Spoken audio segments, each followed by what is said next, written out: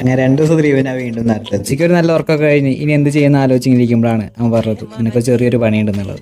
വേറെ നല്ല കപ്പ് പറിക്കാൻ വേണ്ടിയിട്ട് എനിക്ക് വേണ്ടി മാറ്റി വെച്ചതാണ്. ബാക്കി എല്ലാവരും അകത്താക്കി. എനിക്ക് കപ്പ അല്ല, ഞങ്ങൾ തൃശ്ശൂർ ഭാഷ പറയുകയാണെങ്കിൽ കൊള്ളി എന്ന് പറയുന്നത് എനിക്ക് പണ്ട് വിൽക്കുന്ന കേസാണ്. എസ്പെഷ്യലി ഈ ചായയുടെ കൂടെ നല്ല കാന്താരി ചമ്മന്തി ഒക്കെ വെട്ടി കഴിക്കുന്നത് ഇത് വേറെ ലെവൽ. ഞാൻ കപ്പൊക്കെ പറിച്ച് അത് വെട്ടിക്കൂട്ടി അമ്മയ്ക്ക് കൊടുത്തിട്ട് ഞാനും അനിയത്തിമാരും കൂടി ഒന്ന് പുറത്തിറങ്ങി. ഞങ്ങളുടെ എത്തുമ്പോഴേക്കും നല്ല മഴക്കാരുണ്ടായിരുന്നു. ഇവിടെ ഒരു അടിപൊളിയായിരുന്നു, രക്ഷയുണ്ടായിരുന്നു. അന്തരീക്ഷത്തിന്റെ മട്ടും ഭാവവും മാറുന്ന കാണുന്നില്ലേ? അതെ, പറഞ്ഞു തീർന്നില്ല, അപ്പോഴേക്ക് നല്ല കാറ്റും നല്ല മഴയും പെയ്യാൻ തുടങ്ങി. ഞങ്ങൾ നേരെ ചെന്ന് അവിടെയുള്ള ഒരു ചായക്കല്ലേക്ക് കടയിൽ കയറി എന്നൊന്നും പറഞ്ഞിട്ട് കാര്യമില്ല. ഇളം മഴ മൊത്തം കൊള്ളുന്നുണ്ടായിരുന്നു കാറ്റടിച്ചിട്ട്.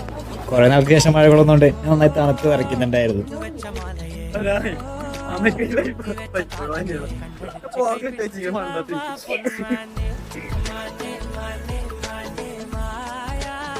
അവിടെ കുറെ നേരം നിന്നിട്ടും മഴയ്ക്കൊരു കുറവുണ്ടായില്ല. പിന്നെ ഞങ്ങൾ എന്താ വെച്ചു വണ്ടി എടുത്ത് നേരെ ഇറങ്ങി മഴയത്ത്.